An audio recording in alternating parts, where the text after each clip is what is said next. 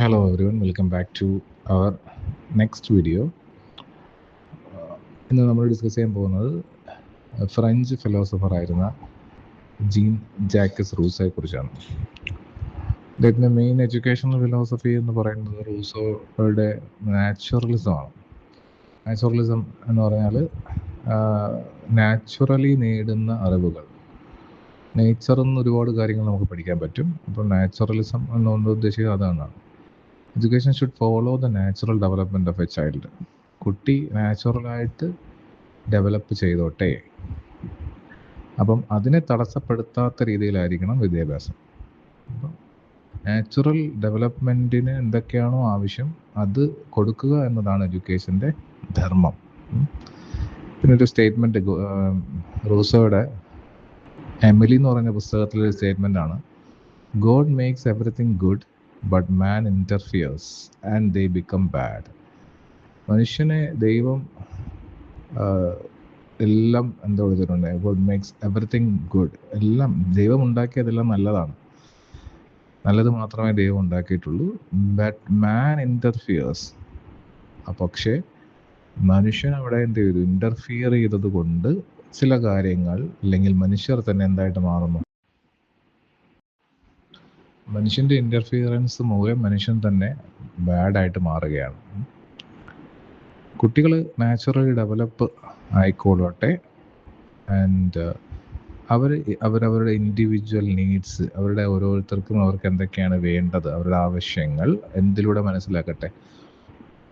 ആ നാച്ചുറലി അവർ ഡെവലപ്പായി വരുമ്പോൾ ഉണ്ടാകുന്ന ലേണിംഗ് പ്രോസസ്സിലൂടെ അവർ മനസ്സിലാക്കിക്കൊള്ളട്ടെ. ഇതാണ് അദ്ദേഹം പറയുന്നത്. പിന്നീട് പറയുന്നത് സ്ട്രക്ചർ ഓഫ് റൂസോസ് ബുക്ക് എമിലി. റൂസോയുടെ ഒരു പുസ്തകം എമിലി എന്ന് പറഞ്ഞിട്ടൊരു പുസ്തകത്തിന് 5 സ്റ്റേജാണുള്ളത്, 5 സെക്ഷൻസ് ആണുള്ളത്. അത് ഓരോ സ്റ്റേജിനും നമ്മൾ പ്ലേറ്റോയുടെ സ്റ്റേജ് പഠിച്ച പോലെ കുട്ടിക്കാലം, അഡോളസൻസ്, അങ്ങനെ 5 സെക്ഷനായിട്ട് ഡിവൈഡ് ചെയ്തിട്ടുണ്ട്.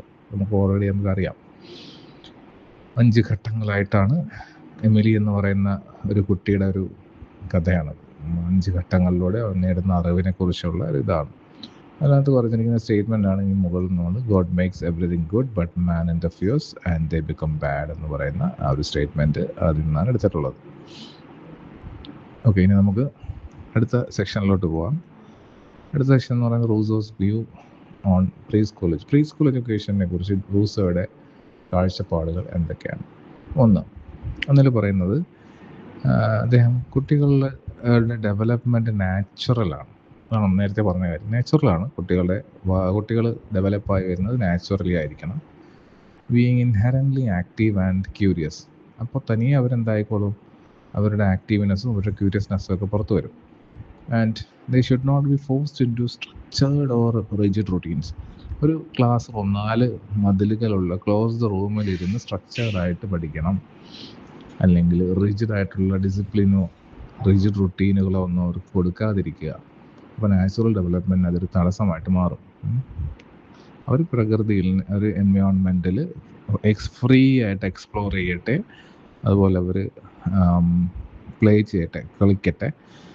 ആൻഡ് അവർ നാച്ചുറൽ ആക്ടിവിറ്റീസ് തന്നെയൊക്കെ സപ്പോർട്ട് ചെയ്ത് കൊടുക്കുന്ന, റെസ്ട്രിക്ഷൻസ് ഒന്നും ഇല്ലാത്ത ഒരു എൻവയോൺമെൻറ്റ് ഉണ്ടാക്കി കൊടുക്കുക എന്നാണ് ഒന്നാമത്തെ പോയിന്റ്. 2, toys and materials. കുട്ടികൾക്ക് എങ്ങനത്തെ ടോയ്സ് ആൻഡ് മെറ്റീരിയൽസുമാണ് കൊടുക്കേണ്ടത്?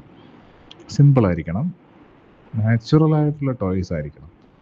അതായത് ചെറിയ ചെറിയ വൃക്ഷങ്ങളുടെ ബ്രാഞ്ചസ്, ലീവ്സ്, ഇലകൾ, ഇതൊക്കെ നാച്ചുറലാണ്. ഫ്രൂട്ട്സ്, ഇതൊക്കെയാണ് ടോയ്സ് ആൻഡ് മെറ്റീരിയൽസ്. അപ്പം ഇതൊക്കെ ഓതൻറ്റിക്കലി ഉള്ള ടോയ്സ് ആൻഡ് മെറ്റീരിയൽസ് ആണ്. ഒന്നും ആർട്ടിഫിഷ്യൽ ടോയ്സ് കൊടുക്കേണ്ട ആവശ്യമില്ല. 3, ലാംഗ്വേജ് ലേണിംഗ്, ഭാഷ. അവർ ഒരു പർട്ടിക്കുലർ വേർഡ് അല്ലെങ്കിൽ ഗ്രൂപ്പ് ഓഫ് വേർഡ്സിനെ പ്രഷർ ചെയ്തുകൊണ്ട് അവരെ പഠിപ്പിക്കരുത്. അവർ റെഡി ആവട്ടെ, അതുവരെ അവർ നാച്ചുറലി പൊയ്ക്കോട്ടെ. ഡെവലപ്മെൻ്റലി അവർ റെഡി ആകാതെ ഒരു വാക്ക് പോലും കുട്ടിയെ പഠിപ്പിക്കാൻ പാടില്ല. അപ്പോൾ language learning should match their experience. അവരുടെ അനുഭവങ്ങൾ ഇമ്പോർട്ടൻ്റ് ആണ്. അനുഭവങ്ങൾ, അവർ നേടിയെടുത്ത അനുഭവങ്ങൾ, അവരുടെ സെൽഫ് എക്സ്പ്രസ് ചെയ്യാനുള്ള ഒരു അവസരം അല്ലെങ്കിൽ ആ ഒരു സപ്പോർട്ടൊക്കെ നേച്ചറിൽ നിന്ന് അവർക്ക് കിട്ടും. അതൊക്കെയാണ് അവർ ഇനഫ് എക്സ്പീരിയൻസ്ഡ് ആയി കഴിയുമ്പോൾ ഒരു സെൽഫ് എക്സ്പ്രഷൻ സ്റ്റാർട്ട് ചെയ്ത് തുടങ്ങിയതിന് ശേഷമാണ് ലാംഗ്വേജസ് വരെ പഠിപ്പിക്കേണ്ടത്. അടുത്ത പോയിന്റ്, 4ാമത്തെ പോയിന്റ്, എഡ്യൂക്കേഷണൽ ഗോൾ. എന്താണ് എഡ്യൂക്കേഷൻ്റെ ലക്ഷ്യം? എന്തായിരിക്കണം? പ്രീ സ്കൂളിൽ to create an environment that nurtures child's natural curiosity കുട്ടികളിൽ നഴ്ചർ ചെയ്തെടുക്കുന്ന ഒരു എൻവയോൺമെൻറ്റ് കൊടുക്കണം. ക്യൂരിയോസിറ്റി ഉണ്ടാകേണ്ടത് നാച്ചുറലി ആണ്. Let them learn through play and exploration. അവർ കളികളിലൂടെയും എക്സ്പ്ലോറേഷനിലൂടെയും പഠിക്കട്ടെ. ഫോർമൽ ഇൻസ്ട്രക്ഷൻ ഒന്നും വേണ്ട. ഫോർമൽ ഇൻസ്ട്രക്ഷൻ ആ കാലഘട്ടത്തിൽ വേണ്ട, ആ ഘട്ടത്തിൽ അവർക്ക് ആവശ്യമില്ല. പ്രീ സ്കൂൾ എഡ്യൂക്കേഷൻ ആവശ്യമില്ല.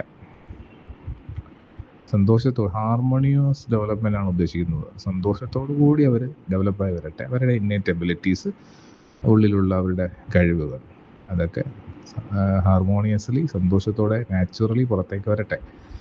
അങ്ങനെ നാച്ചുറൽ ഗ്രോത്ത് ഉണ്ടാവട്ടെ. ഇതാണ് എഡ്യൂക്കേഷൻ്റെ ലക്ഷ്യം. And the last point, influence. Philosophy has shaped modern child-centered learning approaches that emphasize play in early childhood development.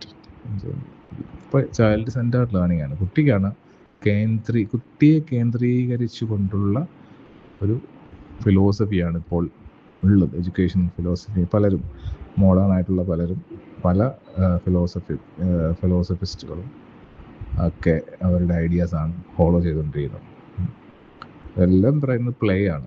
കളികളിലൂടെ കുട്ടികളെ പഠിപ്പിക്കുക. അപ്പോൾ ഇൻഫ്ലുവൻസ് ഓഫ് പ്ലേ ആണ് ഏർലി ചൈൽഡ്ഹുഡ് ഡെവലപ്മെൻറ്റ് ഉണ്ടാവേണ്ടത് എന്നാണ് ലാസ്റ്റ് പോയിന്റിൽ പറഞ്ഞിരിക്കുന്നത്. Okay, thank you.